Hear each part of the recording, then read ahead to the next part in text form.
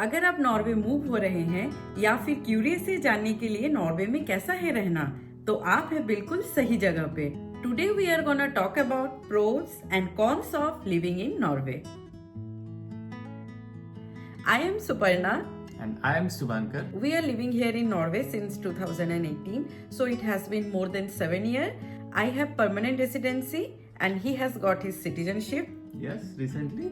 So over the span of 7 years, here we came across variety of experiences living in Norway, like jobs, salaries, living expenses, and many more. So we thought, why not we make a series of video where we can share all our experiences with you. As an Indian हमें बहुत सारी अच्छी चीजें भी लगी, साथ में हमने बहुत सारी चीजों में चैलेंजेस भी फेस किया है। नॉर्वे का रूल, रेगुलेशन, कल्चर सब कुछ बहुत ही अलग है इंडिया से, तो ये बहुत जरूरी है जब भी आप दूसरे कंट्री में आते हैं यहाँ के बारे में जान ले। So let's start with the pros of living in Norway.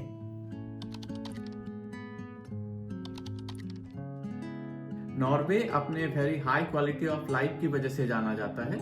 यहाँ का health care system, education free है और यहाँ पोल्यूशन ना के बराबर है। इवन यहाँ की फूड क्वालिटी भी बहुत अच्छी है।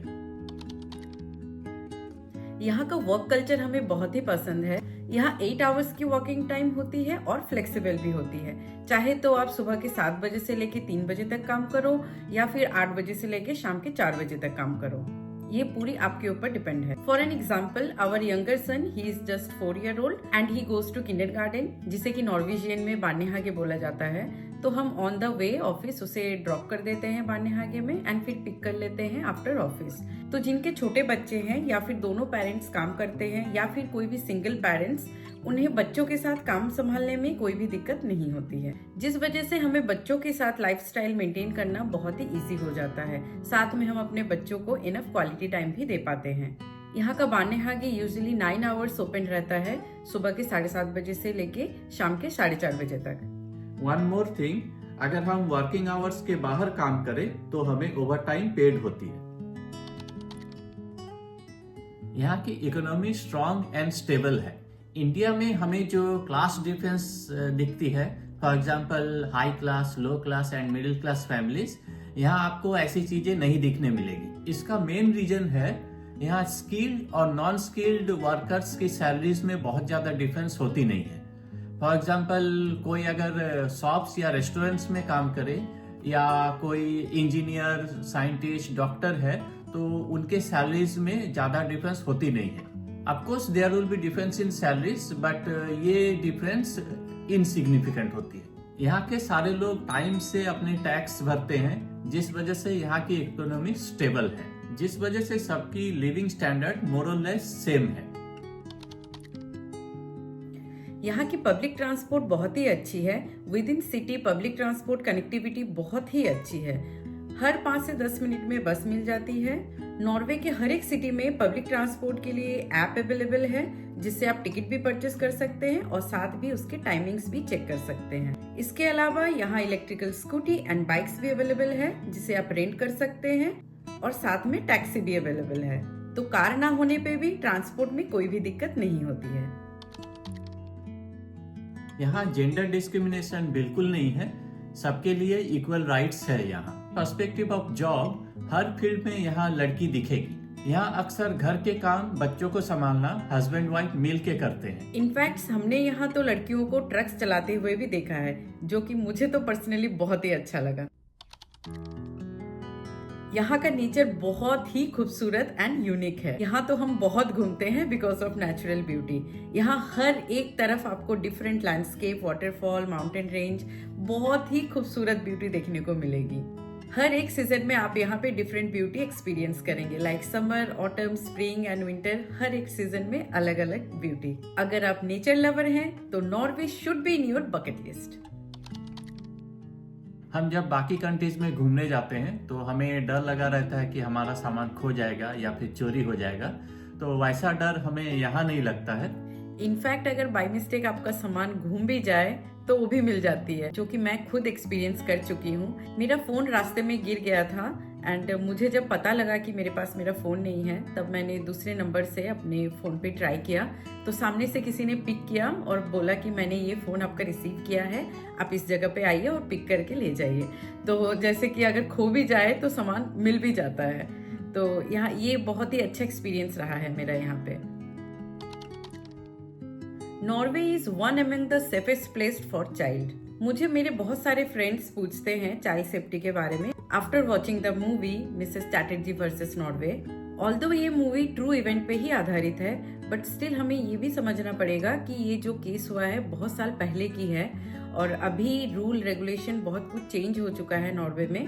और उस टाइम पे इतने सारे इंडियन भी नहीं थे यहाँ, तो नॉर्वेजियन को हमारे कल्चर के बारे में पता भी नहीं था। लेकिन क्योंकि अभी इंडियन यहाँ बहुत सारे रहते हैं और ये हमारे कल्चर को समझना भी चाहते हैं और साथ में ये हमारे कल्चर को रेस्पेक्ट भी करते हैं। इनफैक्ट स्कूल एंड किंडरगार्टन में तो ये भी बोला जाता है कि आप अपने मदर टंग को घर पे कंटिन्यू रखिए, ताकि हमारा जो अपना जो कल्चर है एंड ट्रेडिशन है वो कंटिन्यू रहे। लेकिन हमें ये भी समझना पड़ेगा कि यहाँ चाइल्ड सेफ्टी को बहुत ज्यादा प्रायोरिटी दिया जाता है और यहाँ चाइल्ड वायलेंस बैन है। अभी जब हम बच्चों की बातें कर रहे हैं तो मैं यहाँ एक बहुत ही इम्पोर्टेंट फैक्ट शेयर करना चाहूंगी। यहाँ हम इंडियन या फिर नॉन नॉर्वेजियन लोगों में भी बहुत सारी डिस्कशन होती है वार्नेवाग्त को लेके, जो कि आपने मूवी में भी देखा होगा। तो वार्नेवाग्त एक चाइल्ड वेलफेयर सोसाइटी है जो कि बच्चे की सेफ्टी के लिए ही स्पेशली काम करती है। अगर किसी भी सोर्स से उन्हें पता लगे कि बच्चे पे टॉर्चर हुआ है या फिर किसी भी तरह से बच्चा वायलेंस अगेंस्ट वायलेंस का शिकार है, तो ये एक्चुअली बच्चे को दूर कर देते हैं, आई मीन सेफ हाउस में ले जाते हैं। इन शॉर्ट पेरेंट्स से दूर कर दिया जाता है। बट स्टिल हमें ये भी समझना पड़ेगा कि ये सारे रूल बच्चों की भलाई के लिए ही, बच्चों की सेफ्टी के लिए ही बनाई गई है। एज एन इंडियन हमें पता है कि बच्चे को एक थप्पड़ लगाना कोई बड़ी बात नहीं है, हम इसके आदी हैं, बट यहाँ वो चीज़ नहीं चलेगी। आपको यहाँ का रूल मानना पड़ेगा। यहाँ पे बच्चों पे कोई किसी भी तरह के वायलेंस आप नहीं कर सकते। ये तो थी नॉर्वे के बारे में कुछ अच्छी बातें जो कि पर्सनली हमें बहुत अच्छी लगती हैं। अब बात करते हैं जिसमें हमने डिफिकल्टी फेस की है। So let's talk about the cons now.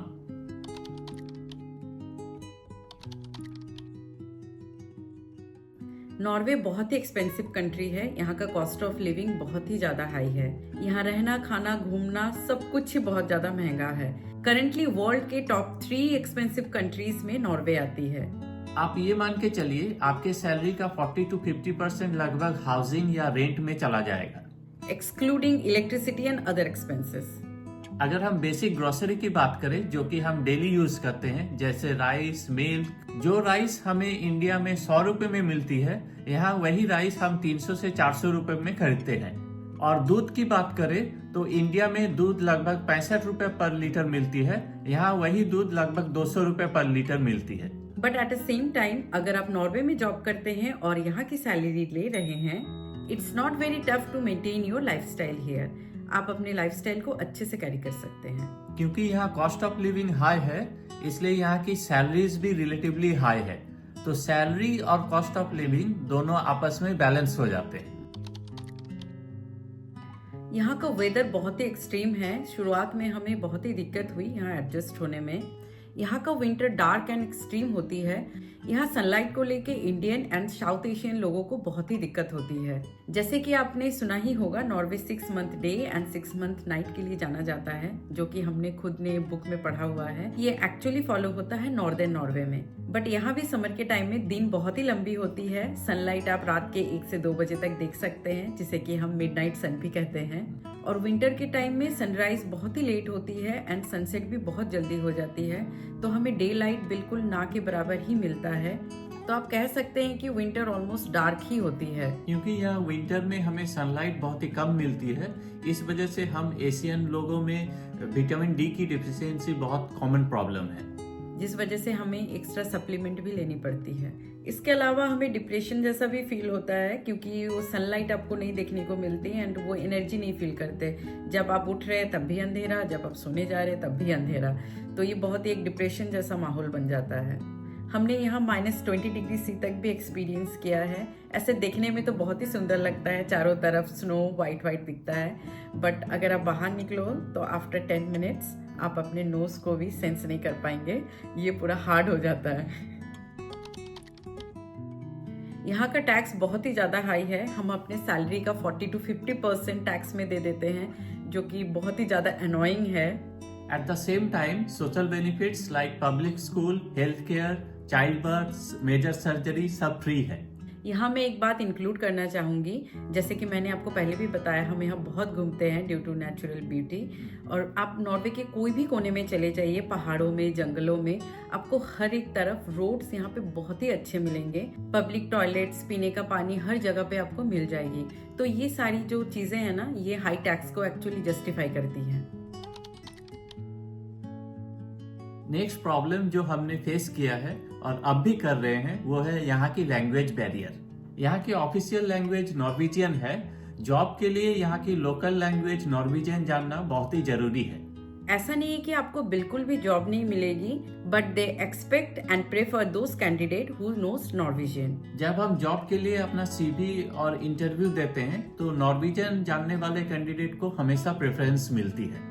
अभी तो बहुत सारे जॉब फील्ड्स में नॉर्वेजियन आना मैंडेटरी हो गया है। तो अगर आप यहाँ जॉब करना चाहते हैं तो फिर you have to learn Norwegian. और यहाँ नॉर्वेजियन सीखना बहुत एक्सपेंसिव भी है, तो still I am struggling to learn Norwegian.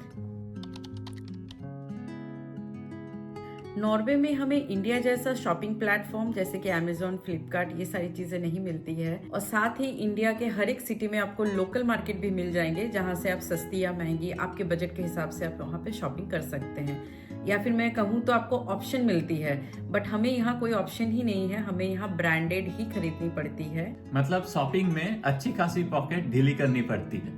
जैसे कि मैंने आपको बताया कि यहाँ का लिविंग स्टैंडर्ड हाई है, तो सब कुछ आपको हाई हाई पे करना पड़ेगा। तो ये थी हमारी आज की video. If you find our video informative, please to like, subscribe and hit the bell icon for more upcoming videos, and please share with your friends and family who want this information. If you want to know more about Norway, feel free to comment below. तो मिलते हैं next video में। Till then, take care and bye bye. Bye bye.